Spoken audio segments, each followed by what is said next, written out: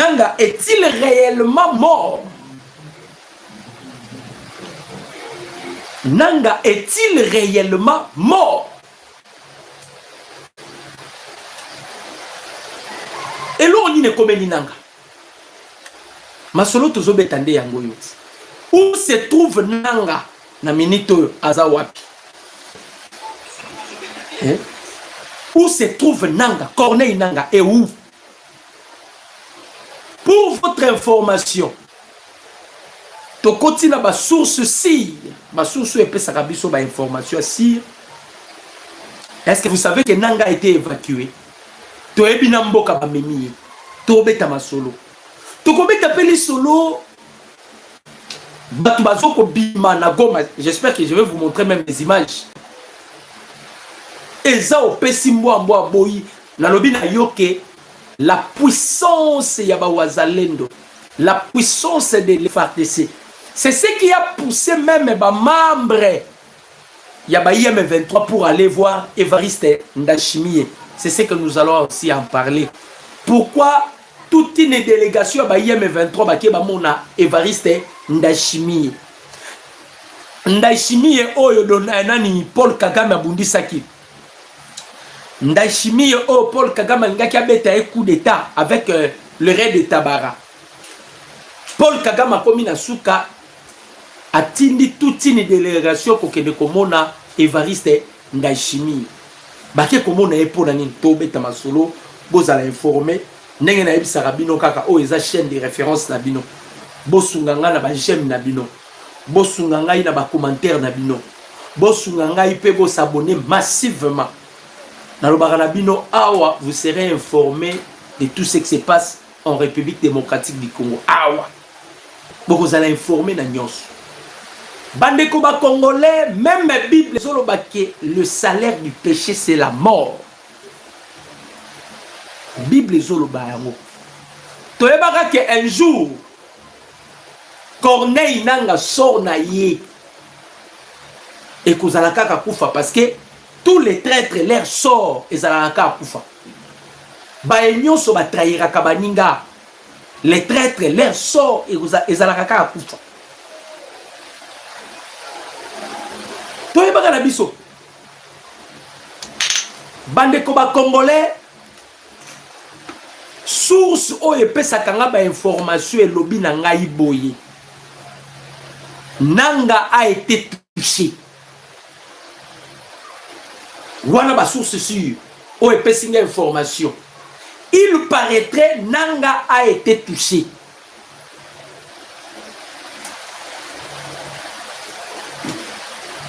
Maintenant, comme il a été touché, Babimisa qui est évacué qui est de toute urgence. Ah, nazolo banabino Nanga zapi azana Kenya. Waneza ba source yo ebisingai. J'espère que bozoyoka batumusu bazolo bananga kufi batumusu bazolo bananga kufite. Mais moi j'ai essayé un peu ya kokota na ba source pe na zwaka ba information. L'embuscade a été orchestrée par les Wazalendo. L'embuscade a été orchestrée par les Wazalendo. Bananga bakomaki kokima frappe. Il y a un avion de chasse Nabiso. Et ces choses s'est passé na Kibumba où on a repéré Nanga. Ba frappé. Et là comment ko sengeli boye ba bande ko ba congolais. Nanga azalaka diabétique. Pour votre information. Nanga azalaka diabétique. Alors o esalaka force ya ba diabétique ezalaka makila.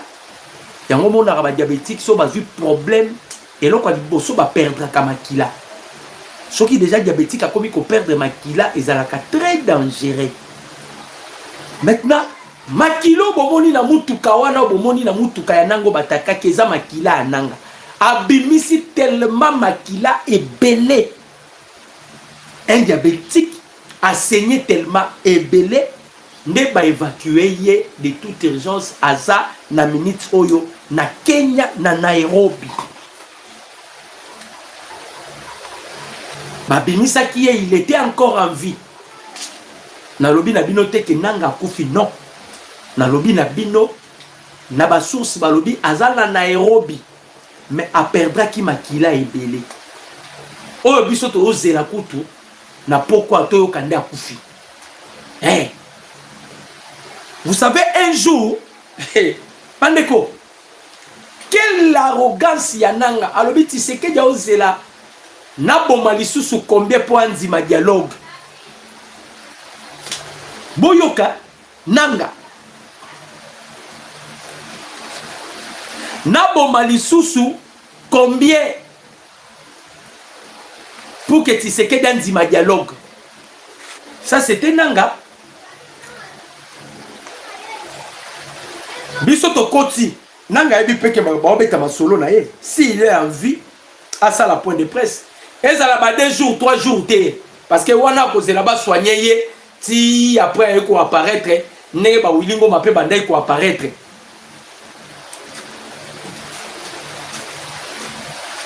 Si nanga est en vie, c'est le moment à démentir. Beaucoup tata na ba compte Twitter na ye, il faut que nanga parle. Pour ma place sur la côte, je ne veux pas koufi. Mais je vous informe que Batoucha qui est. Ndenge Batoucha qui est, Abimisaki Makila est belé. Maintenant, les risques zanini, nanga c'est un diabétique. C'est ça le risque. Oh, ma diabétique, ils sont déjà perdre Makila et belé. Il est tantôt entre la vie et entre la mort. C'est ce qui s'est passé avec Nanga.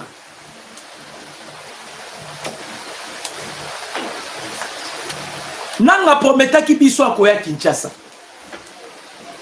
Nanga utayi kolakisa biso 7437 commandos ya Rumangabu.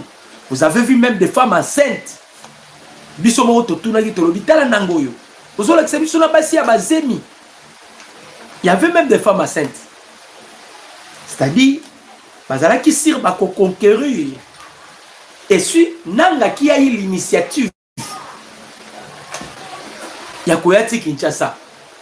Kagame n'avait pas cette initiative. L'initiative est où t'as pas y nanga pour la Koyati Kinshasa.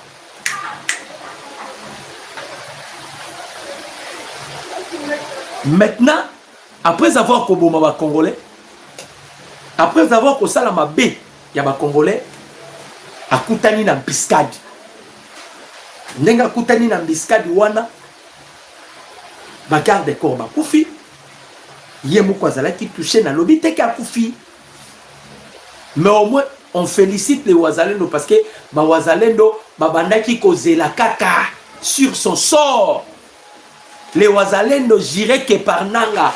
Je vous avais dit l'autre fois, l'opération effacer les tableaux a été déjà lancée. On avait dit maintenant, cette fois-ci, on va atteindre maintenant bah, haut gradé. La semaine passée, non, c'est la même semaine ici, non? C'était vers lundi, non, mardi ou mercredi. Moutoto Kouisaki, c'était Alfred Azimana. Alfred Azimana, c'était commando, à une formation dans l'Allemagne, tout wapi. Balusu ya Kagame o Kagame utilisaka. Ba Alfred Azimana, bangonde ba opération ya Chiti ya Goma na Bukavu. Semaine, kaka semaine, non? C'était entre mardi, mercredi comme ça. To simba kiye, to boma kiye. Banani ba créa kiango, ba Wazalendo. Donc le Wazalendo devient maintenant une armée puissante. Oh, bah, kokate. Le Wazalendo devient maintenant une armée puissante. Que les chefs de l'État toujours confiance dans ba Wazalendo. Yango yoki, na ba revendication ba IM23 ba zubenga ba milice. Or, les Ouazalendo ne sont pas des milices. Les Ouazalendo sont des réservistes. Le coup a lancé qui déjà opération. Opération, il y a que Simba maintenant bah, au gradé. Il y a que toucher là où ça fait mal.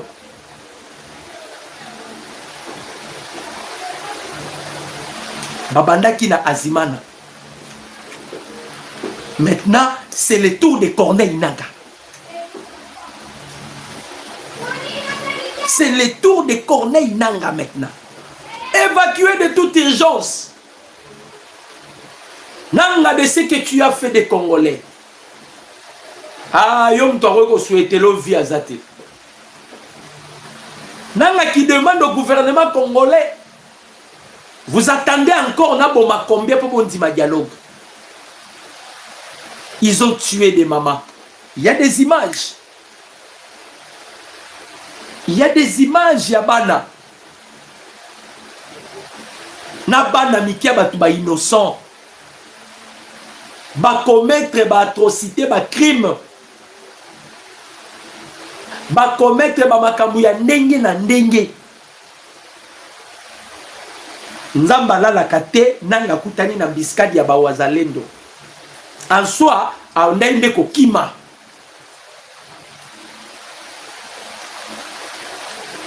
Ah, toi, à la loupe. Parce que ces gens-là qui m'ont donné cette information de Nanga, qu'il a été évacué dans Nairobi. Ce sont ces gens-là qui sont à Nairobi. Allons aussi faire des recherches. Bino pe na tour na bino. Bon, ça la recherche. Bimisa qui tellement makila est belé à Seigneur qui est belé que c'est un diabétique. Ndengaza diabétique à Bimisa qui makila est belé, c'est-à-dire ba chance na ye za mukie. Eh, ba chance na ye pour vivre comme mukie.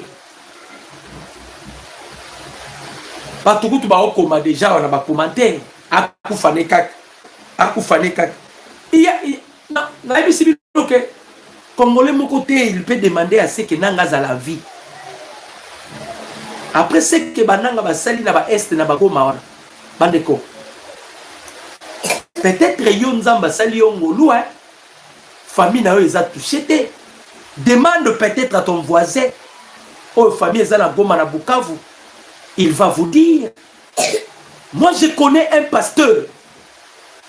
Oh, bah, ici, famille na Mobimba, 83 personnes na Masisi. Gilles Moulindwa. Prophète Gilles Moulindwa. Babomi famille na Mobimba na Masisi. Moulindwa Gilles, Yamboka Ekimelo.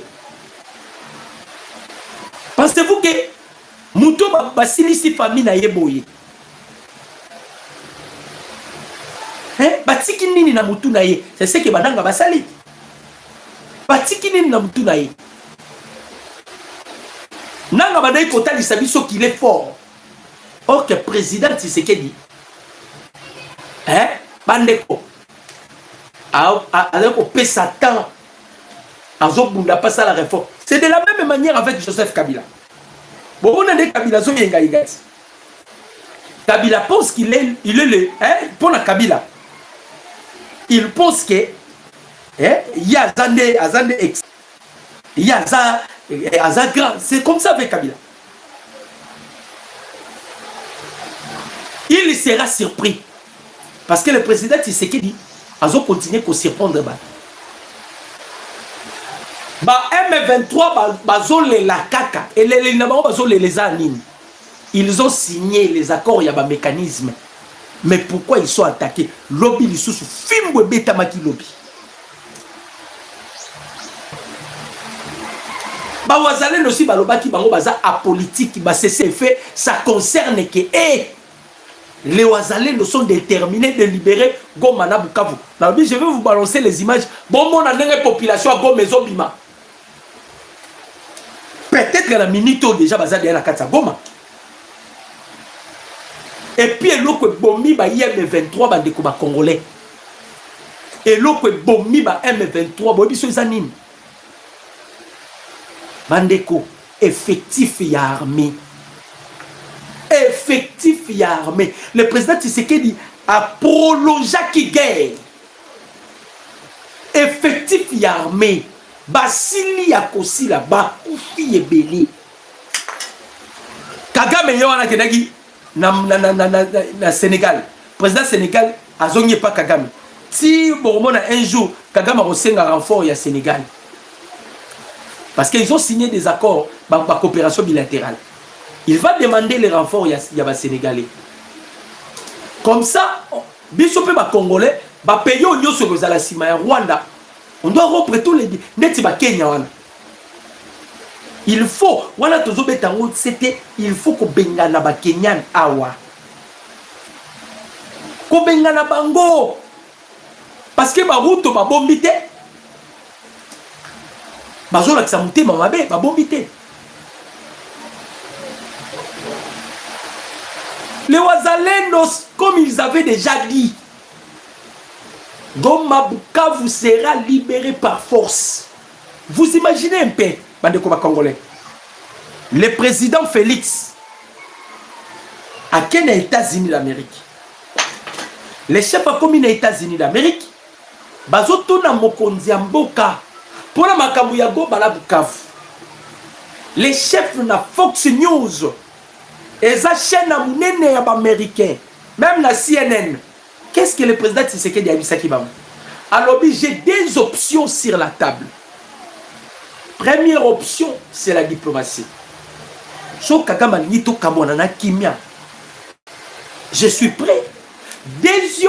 Deuxième option, je vais utiliser la force. Je vais utiliser la force. Déjà dans le discours, il y a ça qui déjà dans la Belgique. Bah Belge, bah ça qui est déjà approbation. Mais c'est ce qu'on frappé. Bah zo betamati. Bah comme on a battu mabe, bah la mabe. Nenge bazawana, je ne pense pas que na buto lelo ba olala na bagoma na babukavu. Je ne pense pas.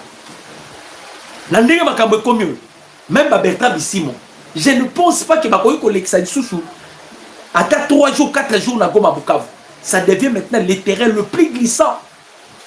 Kabila déjà Nokia Makasi, un Lucifer. Il y a déjà à Santa qui déjà que Kouna est bien té. Il y a commis Koloka commis Diembela. Tant que ça les plateformes 5 ans l'ingéya le baboy. Pape Pekuna Betty Vatican. Ambongo qui est traité dans nous. Crise dans la carte église. Qui est traité crise dans la carte église. Toebisa Kinanga. L'Elisa ba maman n'ozo l'Elisa ba maman. L'Elisa ba congolais n'ozo l'Elisa ba congolais. Le jour où le Dieu de peuple congolais se lèvera. Nanga yoko kufa kaka na este. Yoko kufa kaka na este le jour où Nzamba ba congolais côté les mains. Après qu'on silisa ba famille à bateau. Après qu'on bomba bateau. Nanga déjà abika déjà mbalamoko. Mbalamoko abikaka ba repéraka yena drone. Avant même la mort ya Makanika. Makanika a été frappé par le CH4B. Na niveau ya Kisangani. Makanika kotoyo mais na nini kuna na chopo. Ba frappé Makanika. Parce que CH4B, ils ont porté à 3500 à 5000 km. Ils ont une autonomie à 40 heures. Ça peut être ça la journée. Avant de frapper Makanika, la première personne qui a été repérée par nos drones, c'était Nanga. Mais qu'est-ce que les chefs l'avaient dit? Le commandant suprême Alobaki, si on élimine Nanga, Kagame va créer encore un autre Nanga. Vaut mieux l'arrêter.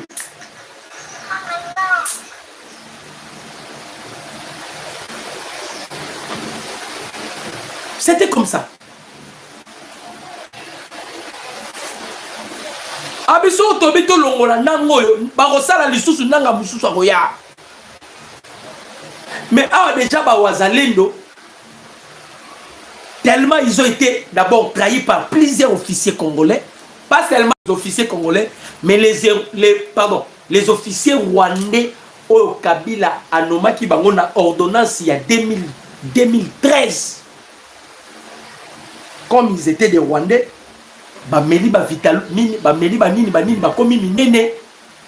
on n'avait pas vraiment la différence pour reconnaître qui est Rwandais et qui n'est pas Rwandais. C'était ça la difficulté. Mais si on Wazalendo déjà Tomboki, objectif est Zanine. Va libérer Goma, va libérer Bukavu. Objectif est ça, va libérer Goma, va libérer Bukavu. Nako décider wana kaka. Nanga voulait fouiller. Bande ko ba Congo. Akutani na biskada wazalendo. Ngala banako lobango. Un de ces 4 matins. Nanga kokutana aka na biskada ba wazalendo. Un de ces 4 matins. Les wazalendo maîtrisent bien la cartographie à Est. Les wazalendo sont dotés d'une puissance ancestrale congolaise. Bamata Batuta Bakokuta Naba. Moi je le savais déjà. Ba position na bango, ba dispositif na bango nyonso détruit. C'est-à-dire tango na kokoma na lisolo anda ishimi bo mona batikali na voix moko. Toute une délégation qui donne mon Évariste Ndayishimiye. Pourquoi ba ke mona? To robeta lisolo boye ba pourquoi ba ke mona?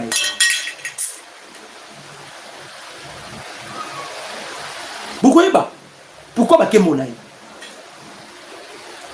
En perte de vitesse. En perte de vitesse. Bon, mon nenge komeli nanga. Nenge kokome la cette kikuni. D'ailleurs, déjà na sina lobby bande ko ba congolais. Tous ceux-là qui sont allés voir Joseph Kabila, vous devez aller s'examiner le plus vite possible. Vous avez déjà des poisons. Kabila c'est un nilotique. Les Rwandais bati kakate. Aozongi la binome dans un autre na bilamba mususu. Il est venu venger 15 personnes à Bandai Kolo Babasunga Kayewana Tiazongeli Bango Pasila Hana Bango.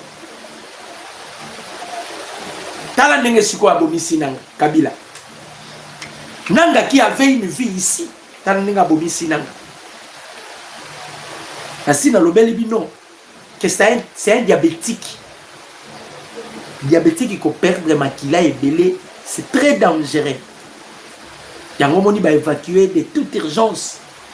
Parce que si Nanga Azala qui touchait, on devait quand même voir Nanga parler. Même dans ba tweet naïe. Naïbi Nanga, un arrogant, un prétentieux. S'il n'était pas touché, mais silence radio, même Laurence Kanyou qui va lobby lui sous-souter. Quand elle va constituer, Moutalela qui lobby c'était Bertrand Bissimo. Alela qui azolela pour la nini, pour la violation et a cessé le fait. Totuni Bertrand Bissimo. Tant que biso tomandai que la violation a cessé le fait. Combien de fois trêve humanitaire vous avez violé? Des trêves humanitaires. Bah cessez le fait que l'on va coûter. Bon violer à gauche, à droite, na ba façon nyonso, vous avez violé. Maintenant, l'omerta de la communauté internationale est tourné vers vous et vous dites que la communauté internationale est complice. Vous savez pourquoi dans le baka omerta j'espère que vous êtes informés dans ma Komelaki Corneille Nanga. Nanga akutani na embuscade. Embuscade, selon des sources sûres, Balobi que Azalaki touché. Il a été évacué en urgence na Nairobi. Et l'oroni de Salemi, Nanga, c'est un diabétique. Bah, diabétiques, ils ont un problème du sang. N'engue à perdre qui makila est belé, il peut être entre la vie et la mort. Tozobi sananga, yo on peut se retrouver na haine. Qu'attendez-vous par la haine? Parce que dans le béli haine. Bible, la Bible ne reconnaît pas l'enfer. Dans la Genèse Apocalypse, on n'a nulle part comment faire. La Bible reconnaît la haine. Voilà pourquoi dans le Bible, place Yananga et Zana haine. Je maîtrise bien ces choses. Le président Tshisekedi, c'est un don du ciel pour la République démocratique du Congo. Le président Tshisekedi C'est une bénédiction pour l'Afrique. Un jour, Mukonzi Mboka na LCI devant ma français. À Sololina Emmanuel Macron à Silici. À Bimi, il y avait un journaliste panafricaniste à Yeli Bosonaye. À ABC président Tshisekedi, bonjour président. Tshisekedi a Bimi à Zosekalobi, bonjour. À ABC président Tshisekedi. Mais yo Yeli sous la France. Yo évité que les Français, baza bandeko ya ba Rwandais. Pourquoi pas au Salandenge Niger et Salaki?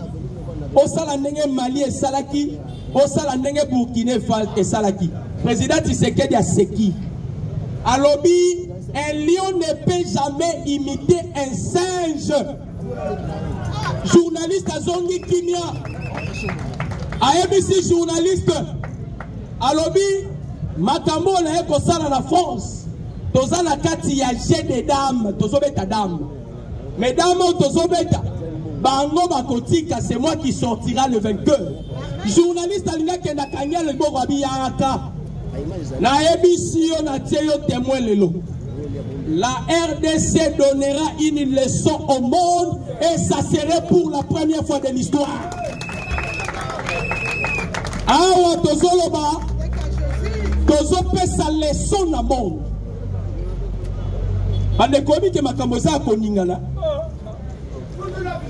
Emmanuel Macron a donné l'ordre va frapper avion, il y a président russe. Emmanuel Macron, il a donné l'ordre va frapper avion, il y a Poutine. Entre la Russie et la France, dans peu de temps, ça va se barder. Vous savez ce que Dieu est en train de faire? Emmanuel Macron voulait créer l'instabilité à l'est du Congo. Nzamba la kisi bango kemboka ya Congo ezalaka ya Nzambe. Makamu nyonso bazoluka na Congo ezozonga siko na Europe. Ba français bayebisi Emmanuel Macron. Bazobenga ye jamais. Balobi ba bêtise oyo commettre en Afrique. Soki to perdre les deux colonnes. L'Afrique dans les jours qui viennent, en Afrique, directement, ils sont cohérents avec la prophétie de Simon Kimbangu. Étant prophète majeur, qu'est-ce que Kimbangu avait dit? Mikoleza Koya, Mutumwindo Akokoma Mundele, Mundele Akokoma Mutumwindo. Je vais interpréter cela. Elingai Koloba Teke Bisu Torokoma Mindele, non. Elingi Koloba, dans les jours qui viennent, ce ne sont pas des noirs qui vont aller vers les blancs, ce sont les blancs qui vont revenir vers les noirs. Ah, Otosolo Bawa, Mindele Bazan a besoin d'Abisso. Pourquoi Bazan a besoin d'Abisso? D'abord, 8 mois il y a Moyo, Cobal, Coltan, et pas ma chinois ça les sous-souté.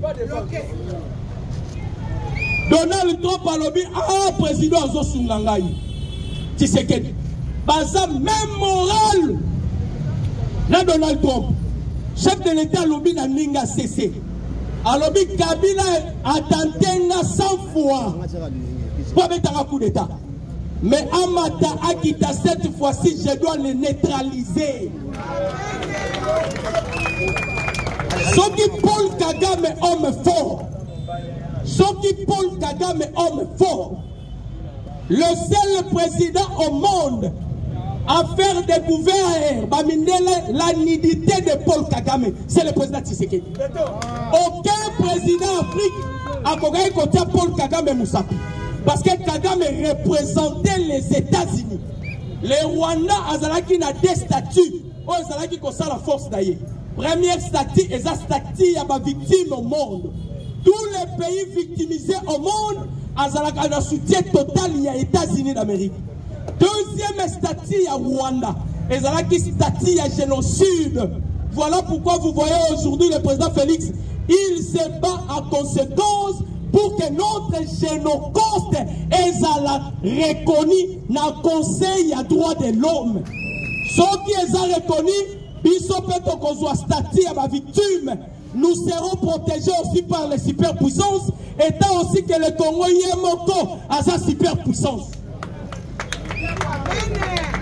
IDPS est vivant. Mwana mama mwana mama naloba nasakola tokanga biso peuple congolais longwa na distraction Maye Kabila za kosala eza théâtre de chez nous. Les jours de Kabila sont comptés. L'obi to frappé bango lisusu na mpeti. Et donc ba Bertrand Bisimwa bazolela balobi communauté internationale azotala mais azo agir te.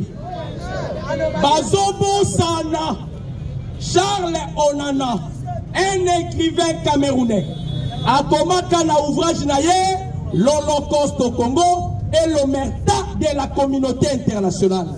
Et l'ingi koloba nini bazo boma ba Congolais ba mindele bazo tala.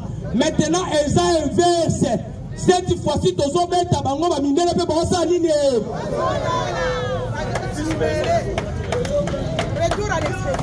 IDPS bauti ko doté biso siège moko moderne. Ah, tosoro baboye na kindu bapesi biso siège moderne. Dans la concession munene. Mutapesi biso yango eza maître Etienne Otudi. DG à DGRAD to betelena no maboko. Otudi apesi biso dans la siège munene moderne. Etienne Otudi. Bandeko Mutaliboso apesaki biso ezalaki mama oyo Samba apesaki biso na lingwala toye kozwa siège ya munene tolobaki yango il dépêche au pouvoir, il n'y aura pas l'opposition.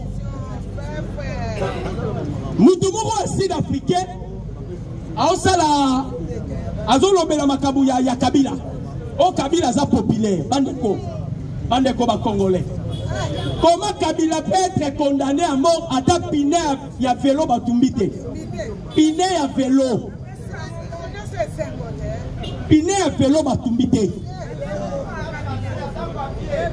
Ba enyoso ba kena qui est pas ya Kabila. Ba c'est qui encore? Ba José Makila. Bon kende ko sala diagnostic, vous avez déjà des poisons na banzoto na bino. Kabila ye kozonga pona kosili sabino. Yo Kabila lobaki na biso ke ozangaki 15 personnes po basunga yo. Siko 15 personnes yo ozangaki oyo kolungela bango lisu ni po basunga yo. Et puis ozo kasonité tu veux sauver le Congo.